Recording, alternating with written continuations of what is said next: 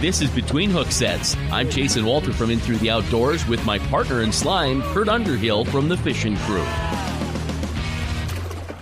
What is up tonight, dude? Not much. Were you just doing the neck cracking thing? Oh, yeah, my neck's been out. I went to the chiropractor the other day, and I got a massage on Friday. I cannot wait. Really? I maybe need one of those. I've been having trouble with pillows, right? So basically, I'm having pillow trouble. And I found that the $10 rubber chunky Walmart pillow is way better. I have less back problems, less neck problems, and that kind of thing. And it's pretty impressive. It really is. It's pretty neat. So, I hate to admit it out loud, but we did some walleye fishing last weekend, and we caught fish trolling. Whoa. I got to tell you that I was out fishing the little local little neighborhood derb, and we practiced Friday, and we pulled up on a spot, and if there were 7 fish, there were 7,000.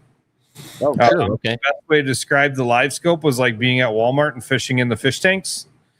And you know how scoping in the back of the boat was, but that day it didn't matter because Ryan driving the boat in the front, he didn't have to run to get fish, and I could cast anywhere. And I mean, but every fish we caught in that spot was 20 to 23 inches. So can I say it out loud? I'm just asking because I talk to people, right? Yeah. Was it Cow Creek? No. Really? No, we were north. Yeah. Okay. Oh, we were in the Cheyenne, but we were north.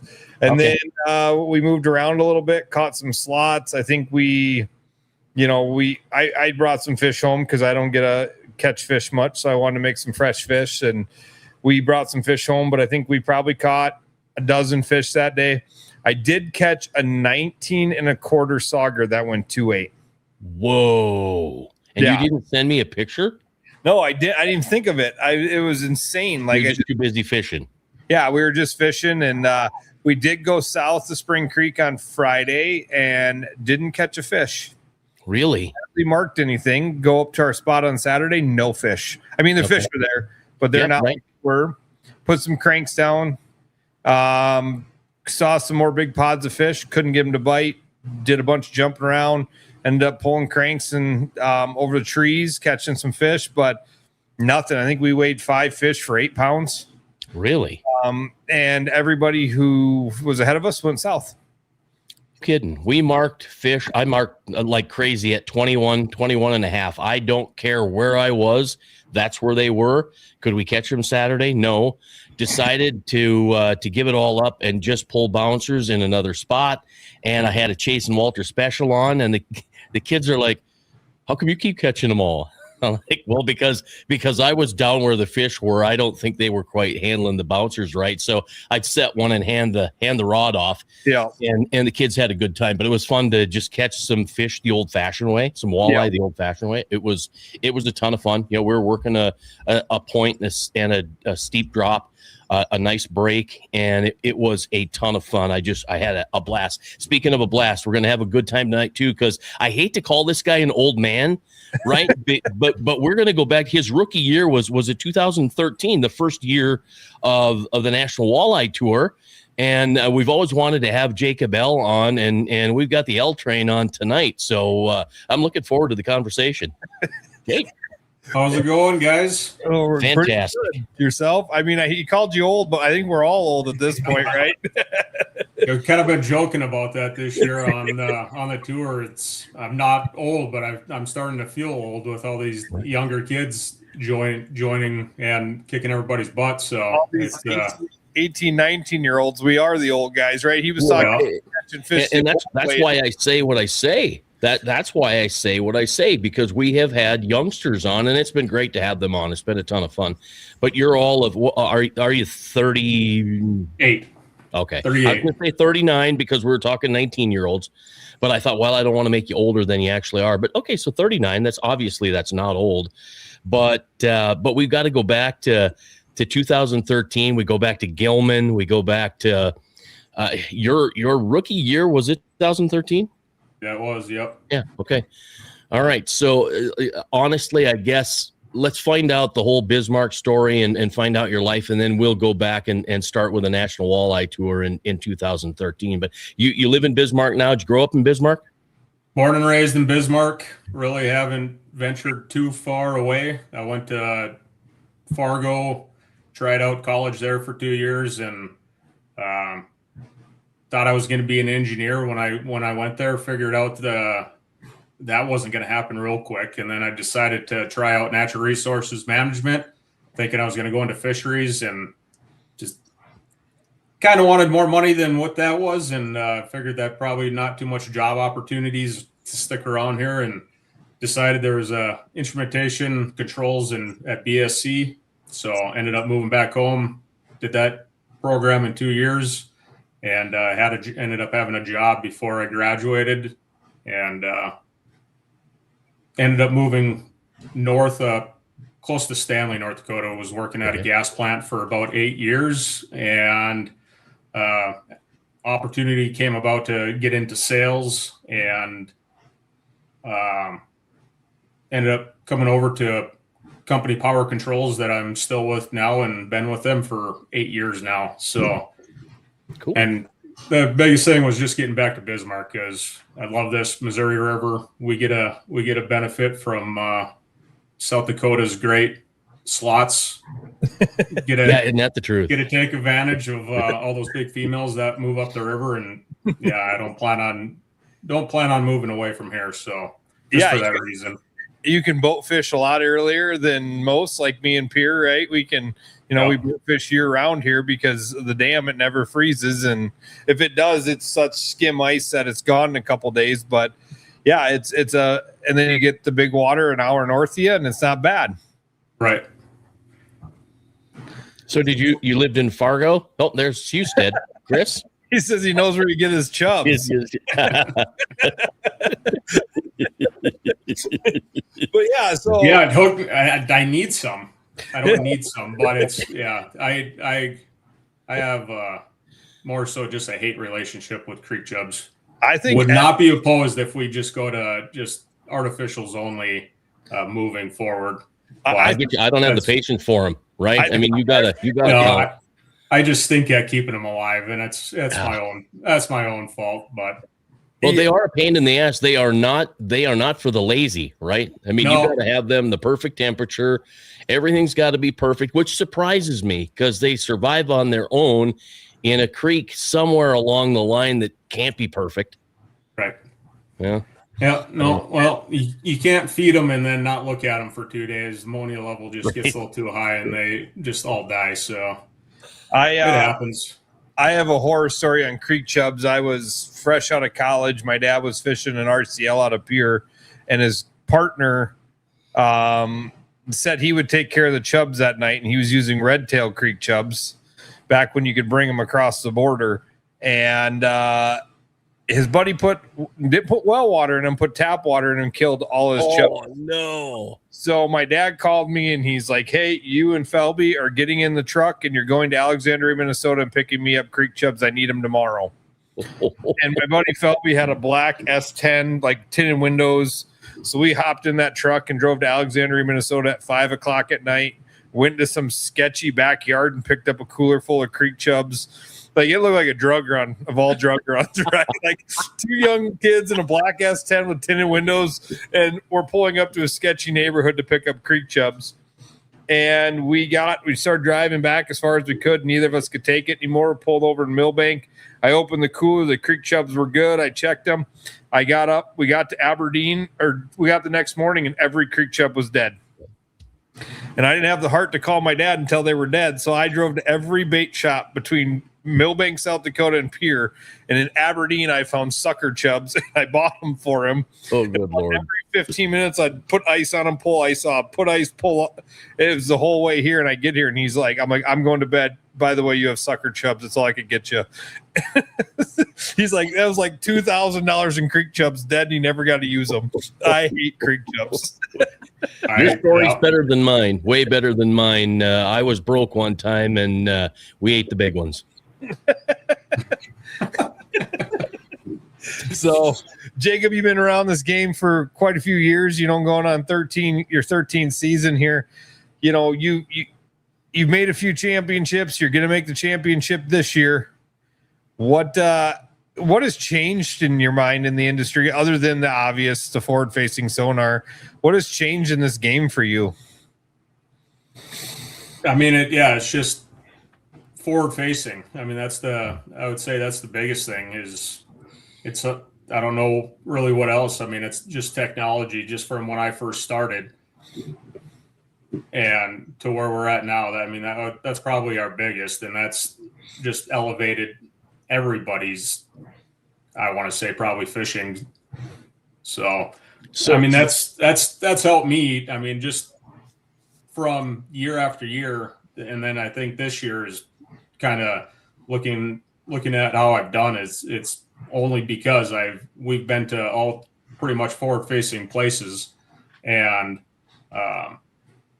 just getting better at it, knowing what you're looking at, and it's helped quite a bit. So Jig and Rap's been a part of your career in the National Walleye Tour since the beginning, right? Say that again? Did you use the Jig and Rap? Were you using that early on? Jig and Raps is, yep. Yeah. I mean, depending on where you go, especially Devil's Lake, that's probably the number one place that sticks out. Yeah. Were you using it when Al, and I don't remember when it was that Al, maybe it was 2008, 2009. I know I was out here fishing it with my buddies, and they're like, what the hell are you doing? Because I'm sitting there doing this, not knowing what the heck I'm doing. And they're like, are you stupid? I'm like, no, it's a Jig and Rap. Have you not watched Al Lindner? And nothing. And all of a sudden it ends up winning the National Walleye Tour championship. And, and then the world caught on, right? And it went crazy. And so did you fish it at all before you got into the National Walleye Tour, or did you start learning more about it once you got in 13? I think probably started using it more once I really got into tournament fishing, and looking back at why it did work. Just ripping it like that, how much it goes up in the air, to where majority of what we're looking at now is suspended fish. Well, Jig and Rap's working because it's getting up to where they're at. They see it, chase it back down, and that's more than likely how we were catching those fish. Is just kind of how I gotta perceive things, I guess, is looking back on stuff. But that's a very good point. I've never thought of that aspect of back when guys were doing it before live scope and doing it on 2D. You're right, they're probably seeing fish on the bottom, but they were probably ripping it so high that the ones were chasing it down. You never even seen that fish on your graph, more than likely. Because we didn't know they were really there. And that's probably the first and the greatest thing I've ever heard about fishing it with 2D. We had Chad Chilling in that one year after the Gov Cup talking about how they were doing it, dialing in 2D and driving and seeing the fish and then throwing the boat in reverse and casting behind the boat, way before live scope came out. But yeah, that's probably exactly what you were doing, is pulling those fish from up high to the bottom. Obviously there's probably fish on the bottom yet, but I still think that's more than likely a lot of those fishes were probably suspended fish. Yeah, now that we know walleye are everywhere. Right. Yeah. So you get in the game in 2013, you walk in your freshman year, and back then you had some true legends. Keenan was still rolling around, Chris Gilman, you had some, coming in as your rookie season. Look back on that 13 years later. What do you think it was like when you walked in? Did you have a team when you walked in, or were you just, hey, I'm here, I'm Jacob L? No, that's pretty much how I did it. It was kind of, just getting into it's something that I always wanted to do. And I fished one FLW tournament down in Pier that would have been 2011, and then I ended up as a co-angler, and then in 2012 I fished all of them as a co-angler, and then I had a few pros that year, I honestly don't remember their names, but it was like, well, one of them ended up giving up like midday, like they weren't going to be in it. And I was like, man, if I'm going to do this, this is not, I don't want to spend my money on doing this. So what really helped is at the end of the year when they decided to end the FLW and announce that the NWT was going to start, it's like, oh, well, new circuit's going to start. If there's this is probably the best opportunity just to hop in. And that was kind of how I made my decision on hopping over to the pro side and start fishing these. Luckily, I had a good job. I had vacation time. So that was kind of how I decided to hop over. So, and been doing it ever since. But back to the first year, I didn't know anybody. I didn't have any contacts. I just learned as I went, I guess. I mean, I still remember back on when Mississippi River was the first tournament. I can't remember. I think I took 8th or 9th at my first event. So that kind of really helps out and really helps the spark of maybe you can do this. Build confidence. A little bit. Yeah. And, but Sheldon Meidinger was one going out to Lake Erie. I had no idea kind of what was going on out there, tackle wise, whatever. And he helped me out he borrowed me his tackle spinner stuff and kind of set me in somewhat of a direction on what to start doing out there. But I mean, as you progress and start going to these places, you start learning more, and year after year, it just kind of comes together. I mean, one of the biggest things is I joke about all the time is just how often we go back to Green Bay. Like, go look at my track record there. I mean, I had some horrific days on Green Bay, and as of recently, I tend to do all right out there, but it also helps that we go out there every year. Yeah. Yeah, true. Yeah. But then the more you fish it, the better you should become, right? You should. We've had Bo on quite a bit. And, I talked to Chad and talking to him before the season started when they jumped on. And obviously Chad has earned his stripes over many years of different circuits, PWT, FLW, Ames. He's kind of been through all the ringers. And, talking to Chad, like, hey, your kid's 18 heading out to do these things. Is he scared for any? And he's like, no. And I'm like, well, he's never been to Green Bay or Lake Erie, or anything like that. And he's like, yeah, it doesn't matter. And I remember Chad was at the graphic shop the first day Bo got to Lake Erie this year. And Bo was so excited. He drove through the night, slept in his pickup, all the things an 18-year-old kid would do. And Chad called him and he's like, well, I learned 2 things. This lake is absolutely huge. I don't even know what to do. And number 2, they don't call them boat ramps. They call them launches here. I've been to 5 boat marinas and I cannot find a place to put my boat in.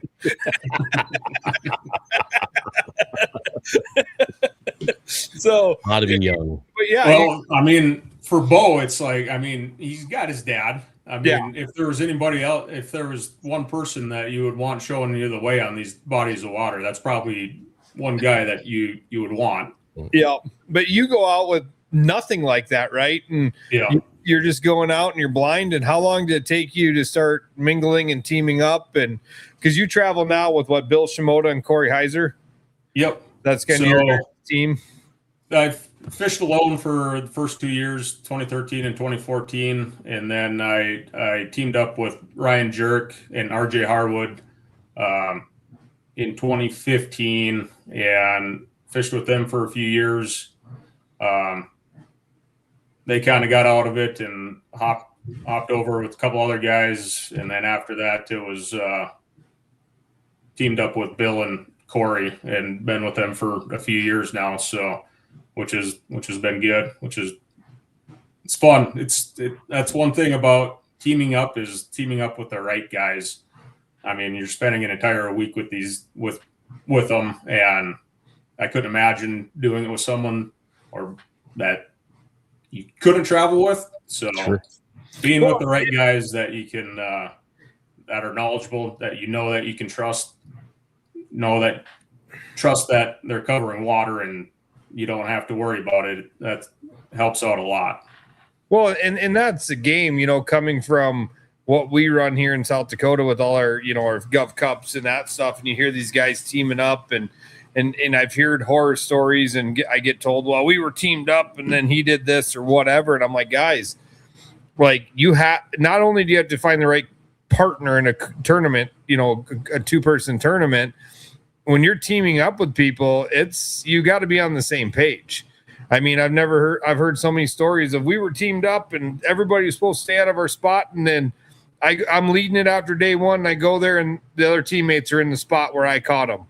There is more to just teaming up than finding a couple guys that, hey, we click and we like to have a beer at the rules meeting together and we're going to be a team. Right. I'm sure I'm not going to ask you to get into any horror stories, but I'm sure you have horror stories over 13 years of doing this where you're like, wow, that guy kind of hosed me or. Fortunately, I do not. Oh, good. Really? That's good for you. That's awesome because I think you're one of the few, right? Yeah, I've heard those same horror stories, and it's like in my mind, you don't have to team up just to team up. Or, I mean, yeah, it's nice to have extra people to cover water just because some of these places are so big. But the biggest thing is just finding the right guys. Yeah. And I've been fortunate with that. So, yeah. And I think that, like I said, that's the biggest thing is finding the right guys you click with and you trust them, right? At the end of the day, you trust them, you throw them the keys to your truck and boat if they needed it, right? I think that's the biggest thing. But yeah, getting into it, you guys are coming into your 13th year championship on Chicagoia. I asked you before the show started, are you ready? And your answer was, I could be less ready than you can imagine. Let's talk about what Chicagoia is low, right? I mean, I'm guessing it's 25 feet down. It's 20 feet, I think, what I've seen. So 20 feet below full pool, but it's not uncommon because I looked at that. I mean, in the last time it was at this level was 2023. So unless ChatGPT is lying to me, AI doesn't lie, Could right? Be. Yeah, right. Yeah. Yeah. But I mean, that's what I found. So it's not abnormal and it's a reservoir. So you guys are familiar with reservoirs. It's just more so congregates fish than, I mean, higher the water is, I think makes it more, I mean, they got more places to go. So it's, I guess really the only thing that sucks about it is the fact that it's easier for them to go deeper longer, right? Yeah. There's less shallow water. There's less 10 feet to hang in. There's less, and I realize that, if you look at the bathymetry and you look at the contour map, and it just all of a sudden, the more the water goes down, the quicker the water drops. You don't have as many 12-foot flats. You don't have a 20-foot flat. You don't have as many 12-foot breaks. And all of a sudden it just seems to go from 10 foot to 30 foot. It's been a long time since I fished on Sakakawea, but that body of water up there is amazing, has amazing fish in it. And there's some amazing fishermen hanging up there in North Dakota too. Some of these young guys are, and we've had them on the show. They are impressive. Do they, I'm not going to say, do they scare you, but do you enjoy the young competition? Do you get into that? It does. I don't think about it too much, I guess. Again, it's the older I get, it's good to see that there is younger kids that are getting into this and are able to. So, but in North Dakota, North Dakota, I'm sure there'll be a lot more people fishing the NWT, but it's all time, job, to where I'm fortunate I'm able to, and everyone that is fishing it is able to, or at the same time don't have kids either. So I don't, it's majority where my money's going is just into tournament fishing and fishing. So I guess I'm fortunate in that aspect, but I don't think about it too much if they scare me or not, but there's a lot of, they're good.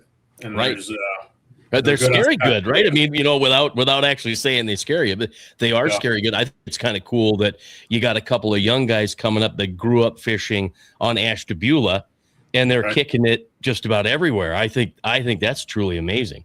Yeah. And I always tell my guys here that, the guys that fish our stuff, I'm like, do you think any of these big guys are really worried about what the other big guys doing? Because at the end of the day, when that tournament starts, it's you versus the fish. It's not you versus Corey or Bill or Chase, or it doesn't matter. Name the guy, right? It's you versus the fish, and whoever can conquer that fish comes out on top. Right. I mean, at the end of the day, you got to catch your 5 best fish and bring them in, and that's all there is to it. If you don't, you can't. There's some guys that worry about what everyone else. It's like you can't worry about what other people are doing, especially like practice. You got to worry about yourself, and majority of these places that we're going to have tournaments that you got a good sense of what it should take to win or be towards the top. So, I mean, in practice, that's what we're shooting to find, and that's what you got to catch during the tournament until you bring up the last tournament, Green Bay, and then that just gets blown out of the water. Yeah, that was everybody's sentiment on stages. Wow, I thought I had a good day, and then I got to the scale. Like, I don't think anybody expected what Green Bay put out on that event, right? I mean, everybody thought, 25 pounds, I'm going to be right there, and sorry, No, I was shooting for 35 pounds. Just that's what I was looking for. Ended up with 37 something. Thought perfect. That's better than what I was expecting. Going to sit pretty good. I ended up having an issue with my jack plate, and so I was hanging around after day 1 weigh-ins, getting that work done, and people are weighing in, and I'm just hearing 40 this, 40 that. I'm like, what did we miss? So yeah, but you're going into the championship in 7th place. I guess I would, in my mind, I kind of think of you as the quiet contender because there just hasn't been a whole lot. I feel like the last couple of years it's been Jacob L. You hear your name quite a bit, and this year you hear your name, but it's quietly, and it's almost like you've been stealthy, sneaking up on people. Yeah, unfortunately, I just a little too far out of that. Behind in points to really do, or I mean, it's just AOI is out the window. But I mean, looking back, this has definitely been the best season that I've had since I started. So, I've had a really good year, fortunate year, but it's just not enough to get to the top, right? Just not to the top, but I guess there's a sense of I don't got to worry about points. It's the last event of the year. I'm not worried about slipping anywhere. Now I can swing for it. I made it, and the only places to go. If you end up 7th or you end up 27th in points, it really doesn't matter, right? So you got one thing to accomplish in 2 weeks is win. Right. That's one. I think. My biggest thing is I am conservative, and if I don't land on something right away, then I go straight to conservative, try to get the best bag to keep myself up there. But I don't know if there's been one that I just really swung for the fences for. And if I can get it, I have to. I'm so a mental person that I have to get that in my brain of just going for it, because the championship we're only allowed 5 fish. Mm-hmm. We get no extras. So at best, I think it's going to take at least 25 pounds a day, if not more. And it's probably going to be more with the group of guys that we got. So keeping a 3-pounder, 4-pounder isn't, it's a no-no, right? I mean, because you could keep 5 big ones up in North Dakota. You can't have those down here, but you can have them up there. Right. So, you've got guys like Tom Wynn that could probably go catch 5 7-pounders pretty easy, and maybe he's going to have a 9 and a 10 in there.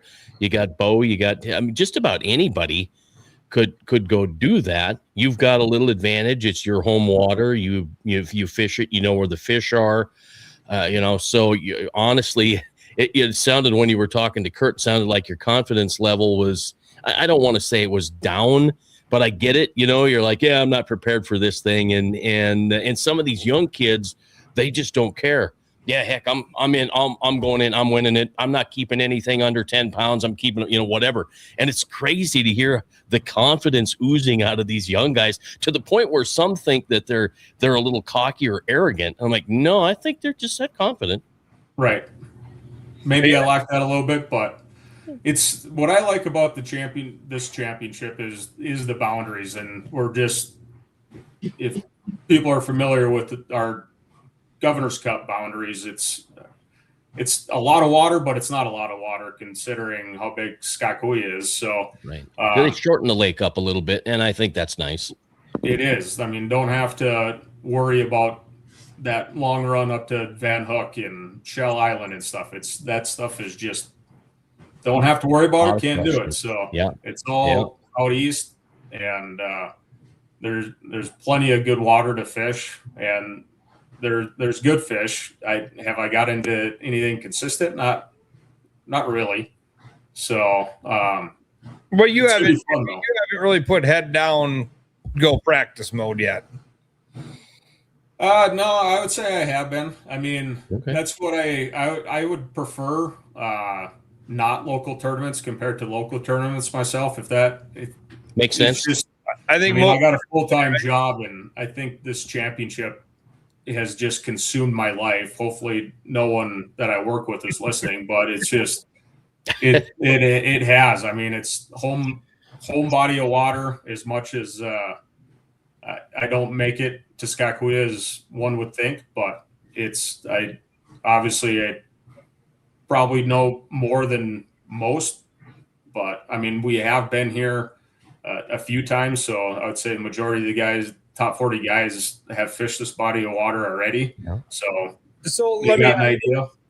Inside that, with being there, because you've been there a few times, and I know the first one Dewey won, he made the big run up to Tobacco Gardens and did all that. With it being a boundary and the top 40 guys, a lot of them being there before, what's that going to play into the fact of, well, I've always fished this, but I've ran 40, 50 miles this way. Now I can't. Like I said, most of these guys been here already. I would imagine they had contingency plans then. I mean, we were pretty fortunate that weekend that we had 2 days in a row that it didn't blow. So I would assume that most of the guys spent some time, because both of those tournaments were both out of Garrison as well. So we're going out of the same location. So I would venture to guess most of them have spent some time on the East End, but maybe not. So do you worry about fishing memories? Well, on your home body, I think, isn't that maybe one of the biggest things that gets in your way is fishing memories? No, not too worried about that too much, especially again with forward facing. Takes that away. Yeah, right. You get a drop a trolling motor in, they're either there or they're not. So I mean, how much has that changed from 13 years ago, leading up to what we're doing now? I bet you put a lot less waypoints in your graph than you did 13 years ago. No, I love waypoints. Yep. I absolutely love waypoints. Yep, they're absolutely, they are. A matter of fact, let me look. Do you have Navionics on your phone? Yep. Okay. How many waypoints do you have on your phone?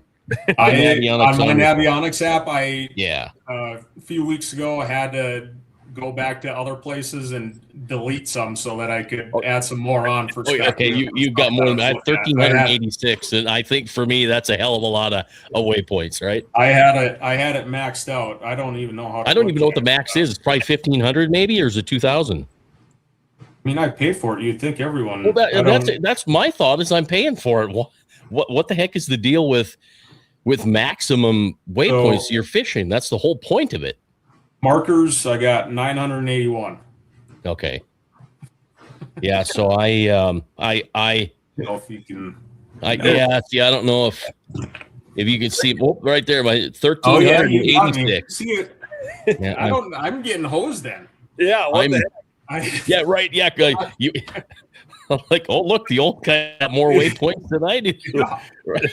And he can't catch a fish, save his life. No, I honestly, every time I go to a lake or I do whatever, and I think a lot of guys are like that. I'm sure you're like it too. I'm like, okay, I like the spot. I want to check this out. And the other thing that I like to do in the summer is mark ice fishing spots. I'm like, oh, wait a minute. This would be great on the ice. So I have a ton of marks from Canada to Minnesota to, I wish I had a few in Montana. It'd be great. But yeah, I don't know. Waypoints are your friend, man. That's great.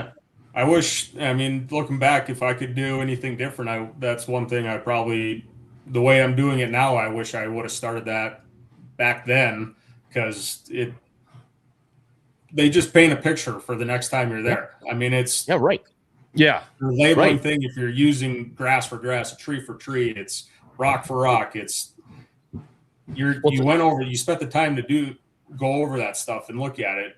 If you don't go back there for 2 years, you're probably not going to remember that stuff. So true. Using waypoints and at the end of the tournament, just saving it to a chip. I save it to 3 chips, and then I save it to my computer, and then I email it to myself. So there you go. So you don't ever lose it. Well, that makes sense. Well, think about now with the water down. We've got Oahe. I think we're down 6.5 feet from March. So when I went out last weekend and took some of my son's high school buddies out, I'm like, look at all these marks that are out of the water. I'm like, oh my God. Well, there's the rock that I kept hitting that I, didn't know was there, that kind of thing. It is kind of fun to see some of those spots out of the water. Right. So, you're getting ready to go up there. Like I said, you're in the pre-planning stages. What does that look like? If you're not close to home, what does a pre-plan for a tournament look like for you? Is it hours of phone calls with Bill and Corey saying this is what we're going to do? In 13 years, there's not many bodies of water that you probably haven't been to, for what the circuit kind of does. I hate to say it, we regurgitate a lot of the same spots. We're all guilty of it. But what's a pre-plan on going to Green Bay look like, or going to Lake Erie, or? Those two, Lake Erie and Green Bay, it's those two are kind of different. Lake Erie is just a lot of roaming fish where Green Bay can be more structure. But Corey and Bill and I, we have our group chat that we're shooting stuff back and forth to each other all the time. But before a tournament comes, it's pretty much just loading waypoints in, just getting refamiliarized with a body of water. Just try to get a picture in my head of what everything kind of looks like. So when I get out there, I got an idea of what I'm going to do already, and which can get sidetracked in a second, but at least visualize that, like, hey, I got stuff over there. I've done good over there. Not that it's going to be good, but just to help save time rather than when I was first getting into it and not knowing areas. And you look at a body, it's like everything, like you look at a map, it's like, well, that could be good. That could be good. Right. And when I first, like Green Bay, I cancel out, I would fish everything. And nowadays it's a lot of that stuff that I originally fished. I don't even really look at, because I've fished it a few different years and have never caught anything there. So why would I continue to go back there? So yeah. Saves a lot of time. I agree. And with forward-facing sonar now, like last weekend, I had my Lowrance in my lap, and I am going through because I'm like, you know what, we're going to go try some spots because they said things were getting hard. So I marked a bunch of stuff, and then you pull up on that mark and you spin around with the forward-facing sonar and go, nah, this place sucks. It looked great on the map, but there's nothing here. And you move on, and I think maybe the biggest thing for me, it seems like the break is a little steeper on the contour map. And then you get onto the lake and go, okay, there's just nothing here. It's truly amazing the difference in that real picture that you get from live sonar. It's something to appreciate. There's no doubt about it. So we do have a question here, and this is more of a North Dakota AIM question, I guess. Is it a blessing or a curse to be gifted tangy snackers? I love it. That's a great question. That's funny. That's always good. I mean, it's free food. Right. They're good. So. Right. I remember when Sheldon said he was going to bring us some tangy snackers when we were up in Devil's Lake. I think he forgot them. So I'm still holding them to some tangy snackers. Damn it. But no, so getting ready for this one. What is your thoughts on how the year went overall do you think we had more guys chasing that top, originally top 60 going to the next year? What do you think the year went with the changes? I mean, the first year we've seen a lot of boundaries on events. Yeah, it's been a nice change. I mean, last year we had all-time low numbers, and that gets announced, and before the season starts, kind of wonder. I mean, you got a feeling that talking to people that there's going to be more people, and then as the season happened, I mean, we had one of our best years. I mean, South Dakota, we had our best tournament ever, 160 guys. So I think that helped, that anticipation, knowing that you're only going to get in next year if you fish this year. So that, I would think, that brought in a lot of people as well. So that definitely did help. Great for the fans. Right, because as far as the fan is concerned, only 60. So what? I mean, where are we at with that? And I don't know. Maybe only 60 would have been great. 70, 80, 90. I don't care. 160 is a lot. Sitting there, I don't remember how long weigh-in was in Mobridge, but I swear I stood there all day. And I'm not knocking on them because the National Walleye Tour stepped it up. Yeah, they got called out by everybody. I think, Kurt, you and I called them out kindly. It wasn't because we understand tournaments, right? We know they're not easy. All this stuff is hard. This camera crap and this video stuff is not easy, and getting sound and everything. So, they got called out, but they came out and blew both doors open and guns blazing, and they did a great job. A little snafu here and there, but they were fantastic this year. Well,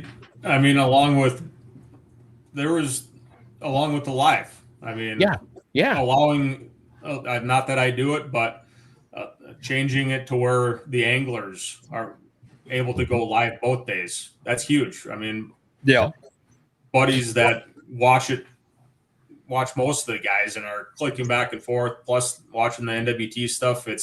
That's where our technology is at, and that's what people expect, and that's what's going to grow our sport. So it was nice to see those changes this year. I want to say it was Lake Erie, and I have 3 computer screens at work, and I had my iPad and my personal computer set up. I think I had 5 different live feeds running at one time. And right. I would say my only complaint on it is, if you don't know who's going live, if you don't know Drake is going live, it's hard to find it, right? Right. And then that's not on the NWT. That's, and that's, the angler puts it out there. But if you don't follow them, I don't know next year if you plan on going live. And if you don't really follow you on social media, how do I know you're going to be live, right? Or where you're going live at. So it took a little bit. I'm like, well, I'm watching Josh, and I'm watching, Eric, and I'm watching, Tom. I've got all these different lives going around, and it was so much fun to watch and be able to see all the different lives and their coverage on the, on the National Walleye Trails page. It's hard, right? I mean, I tell everybody, been doing tournaments 18 years, and 18 years ago when we set up, I worried about where our scale was, where we wrote the numbers down, what we had to do. Now it's like, all right, and I'm blessed to have Chasen and Andrew out there. I used to have to worry about where cameras go. Now they go out and put the cameras, but we're worried about where cameras are pointed. Right. We're moving me around on the stage and putting X's on the stage where we got to stand 4 cameras. Right. And that's because this is show now, If the audio goes out, or if we cut, we've lost power and lose Starlink, we get heckled. right? Oh, And yeah. it's like You can only imagine. it's outside our control, right? But we're trying our best, and I got to thank the guys that do the coverage, because I just stand up there and talk, and it's made the show. It's a show, right? Jason always says it's a show. It's a show. It's not a tournament. It's a show. Mm-hmm. And the more guys that get on board with that, the better it's going to be. And I think the NWT allowing them to film both days. And I'll tell you right now, from running tournaments, filming, I can only imagine what it's like in the boat, having to worry about if you're catching fish and your live stream's running, right? Like, that's a whole nother thing you got to think about, that camera's on. That's a distraction. That's my excuse. I can only focus on one thing at a time. So that's fishing. Nor do I be the same way. Live streams in a bunch of boats. You know what, David? Honestly, it's a great idea. Yes, it should happen, but it's so damn complicated because everybody's got to have their own Starlink. You got to have equipment, and to have that is super hard.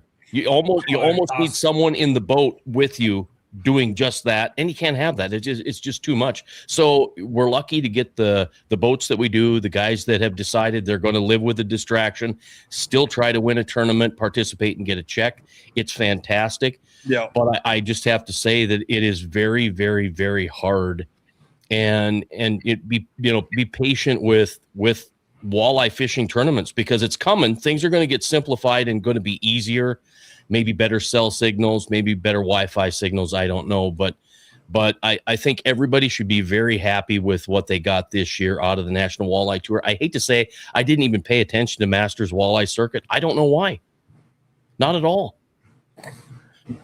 So I'm optimistic on what's going to happen next year. Not that we've heard too much about next year. There's a lot of details that no one knows, that hopefully gets that we get a little bit more of that at the championship, that I think we will. But yeah, just seeing the changes that they've already made this year, that's, I think, in a positive direction compared to where we were the last couple of years. Hopefully we're trending in the right direction. As a fan, it made me very happy.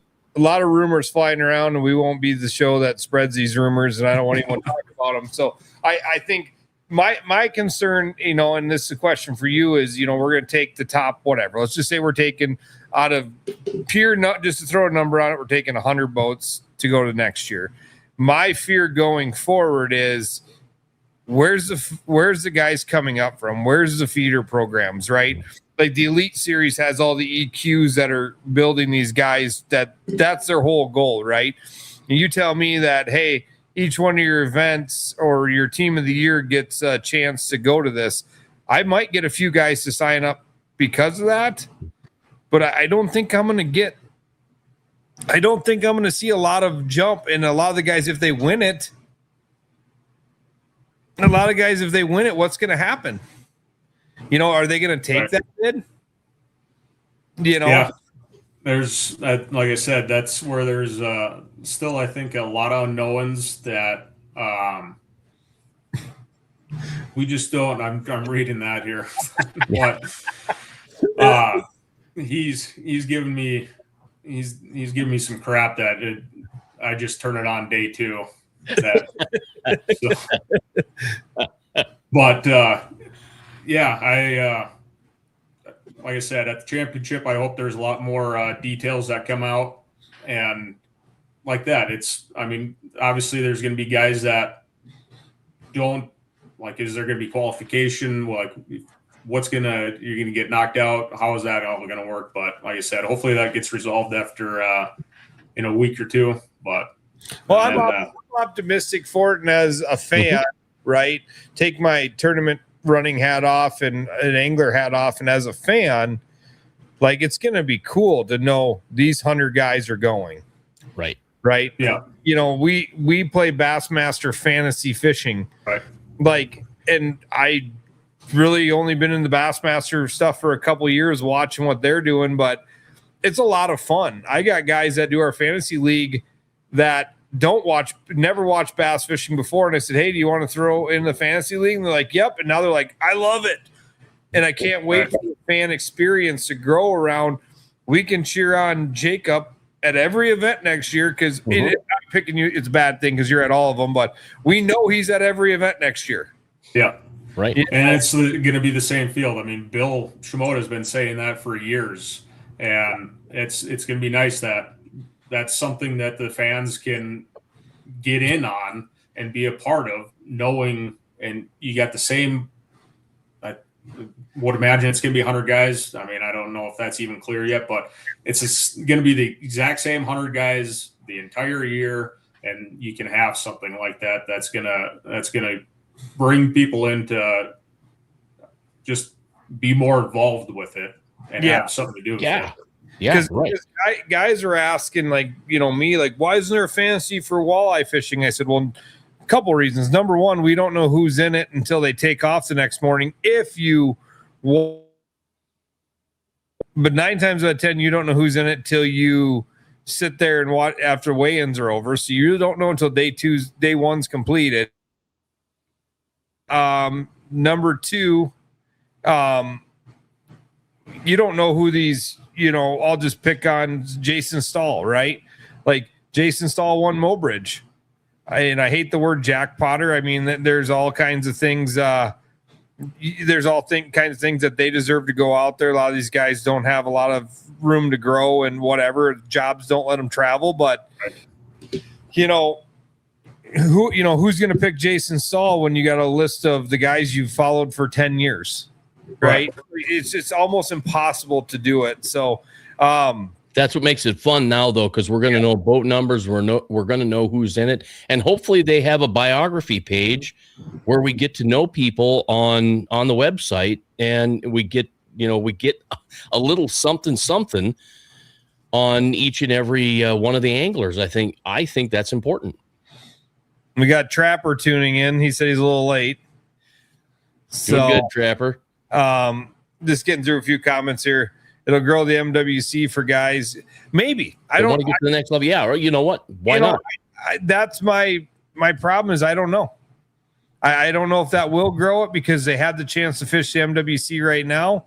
And if you're fishing as a 2-person team, if Jacob and Corey fall out and they both get in the MWC together, who's getting the spot? Are they both? Like, that's what's got to be cleaned up, right? Mm-hmm. Yeah. 100%. So we got a question. They still having coes next year. As far as we know, right? The coes are still a thing. As far as we know, we don't know anything. We don't know anything. So they've been pretty secretive. I'm really surprised at how well they've kept the secret, right? The last thing pretty much the last update that we got was it went from 60 anglers to 80 anglers, and I'm pretty sure that was our last update that we got. Yep. And if we do a fantasy walleye, Scott Pitlick says Danny's steering bucket E. There you go. That's a good one. I know I talked to Jeff a few weeks ago, probably now, maybe 3 weeks ago or so, because I've had a bunch of guys calling and asking about the NTC. And he's like, we haven't figured anything out yet, but when we're ready, like, hey, I get it. I've been, I don't even know what to tell people now, except for Jeff said, sit tight. The information's coming. Yeah. So, I mean, going to next year, you're pretty excited. Obviously you're qualified. I mean, there's no way you're not qualified. What is the outlook for you? Is this a lifelong goal to keep going at this? Like what's the outcome? What is the next step for Jacob? I take it day by day. I mean, I still got a full-time job that, again, those unknowns. I mean, if they go add another tournament into the series, I don't know that I'll be able to do it. I mean, my job is what pays my bills. So it's not like I can just go and ask for another week of vacation. I get 4 weeks of vacation, and I take 5 weeks to do this. So I'm pretty blessed that they work with me quite a bit for that as well. So entry fees, they could, if we're going to a limited number of guys, we could go from $2,000 entries to $4,000 entries. Right. That might I might not like that either. So, well, and that's been the question all year when they said 60, that was the number. And I'm like, doing the math, and math only maths so long, like eventually it's going to have to go up in entry fees. And if you say the top 60 go and it's 2,000 this year and it's 6,000 next year, how many of those top 60s are going to say, I can't do it? Right. Yeah, I mean, I got the sponsors that I got are pretty good, but I mean, a lot of this, and since pretty much I started, I pretty much have been funding myself. So I mean, which I'm able to, but I would have more money in my bank account if I didn't do it, but I absolutely love competing, and I love competing against, I mean, the guys that I've been around since I started this are just, it's a great community of guys to fish against, and it's fun to do. But like I said, I don't want to be negatively optimistic, or I was going to say negatively optimistic. That doesn't make sense. Or pessimistic. Yeah, right. Yeah. So glass half empty. I just want to know once we figure out exactly what, and then have a better idea. But I would say my overall goal, like I always say, is that I at least want to win one of these before I'm done. I haven't won one yet, so I'm close a couple times, and that's before I'm done. I want to win one. So it's probably going to happen. Let me pop this up and see if we can read it, because it's so John does this stuff, and I love these numbers. That's great. But here what you got. So in the money, got you 27 checks this year. That's or not this year, but 27 checks over the course of how many years? Well, would that be 27 checks over the course of 60 events? Okay. That's honestly, that's pretty respectable. Right? I mean, it's helped get me going. Sure. It definitely doesn't cover the costs. No. Yeah, it's enough to justify it to my wife to keep home, right? It makes you feel a little better driving home. Yeah, right. Oh, speaking of that, here, let me pop this up quick. There you go. Look at that. There's the family at home, right? So we got some questions to get to, but since that came up, your wife's big into the dock jumping stuff, right? Oh, yeah. I've seen a lot of stuff on your Facebook about her taking those dogs and jumping them. That's pretty cool ordeal you got going on there. I have my fishing, and she's got her dogs. So that's pretty cool. She just competed in Minot this last weekend at a Shields event, and Rip, our male lab that was on the left there, he took first place EV. Coda took second place on the right there. So they're pretty good. Those three together are a pretty good team at the old Dogs. So awesome. Did she go to Game Fair with them then? Did she go to Game Fair? She travels. Everywhere. I don't even know all. I mean, she's been Montana this year. She went to the Ozarks last year. I mean, she travels quite a bit to go to these places. So awesome. Kurt, I see we're at 58. You better do what you got to do there. Questions here. So no. So how did Guy get back in after next year? We don't know. We don't know, right? I mean, we don't know what that's going to look like. James wants to, would you like to see limited practice time? I think everybody would shake. I mean, there's very few that's going to, Sheldon wants to know if you'd like to see an East and West division with the championship. That would be nice to see too. That would be interesting to see that format like that. Yeah. Trapper, correct me if I'm wrong, but you're one of the guys that's fished every one since the NWT started, right? Yep. So that's pretty amazing. 13 years and never missed a tournament. Never missed one. Right. Never missed one. Yeah. That's awesome. Yeah, that is. Congrats to you on that. That's a big deal. Appreciate it. Thank you. How does Walleye Pro get to $1 million? Start with $2 million. 100%. Yeah, start with 2, if not 3. Well, Jacob, we appreciate your time tonight. We covered a lot of stuff. We appreciate you. We look forward to watching you. You're one of my favorites. I like to cheer on, and that would be, wish you very well in the championship. But one thing we like to ask all our guests, we call it the Mount Rushmore. If you could fish with 4 people living past any 4 people you could spend one day in the boat with, maybe you spend a day in the boat with them, who would the 4 people you get in the boat with is? There's 4 people. Yep. I'm just going to throw my wife out there, but then I'm going to go my dad and both my grandpas. My one grandpa I got to know most of my life, that fished all the time, but then my other grandpa, he died when I was pretty young, never got to know, but they had a cabin in Minnesota and loved to spend some time with them. So nostalgia fix. Yeah, good. You know, it's a hard question to answer. You did it rather quickly, so most people are like, "Oh, I can't answer that right away." So right. Northeast Iowa, I think 24/7. Oh, he thinks Wally's 24/7.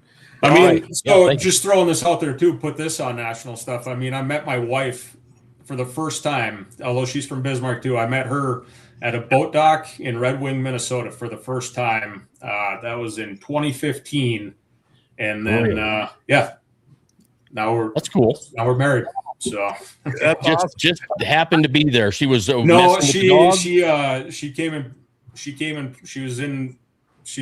stopped or quit one job and was in between jobs, and she ended up pre-fishing with me the whole week that week. And okay. That's awesome. That's a good story.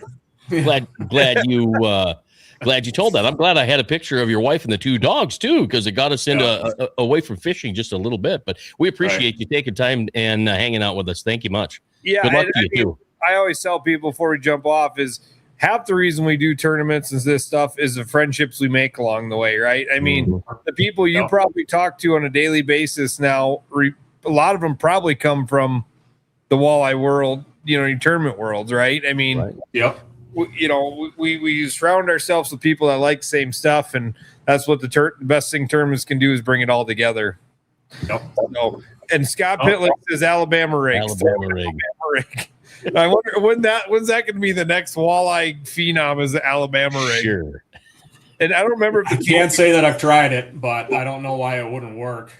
PWT, I think the PWT was limited practice, if I remember right. I don't remember for sure. So there was one thing I hope for limited practice, being a guy with a full-time job, and I would say the majority of the guys are full-timers too. So I agree with you. John, thanks for the numbers. Not adding event, if anything, may reduce. Interesting. So he's the guy that knows things too. So right on. Yeah, Mr. Statistics. Well, we want to get you on one of these days and talk about all those statistics you have. So that would be fun. Yeah, that would be fun to have him on. No doubt. WCM bidder, and then same time as your championship, the fall brawl, get signed up for it. So I know Jacob was going to be. I would have sent the text to Jacob, but he's kind of busy. Right on. So thank you. Thanks for your time, buddy. We'll talk to you soon. Thanks for having me on. Thanks so much. You betcha. Take care. Thank you.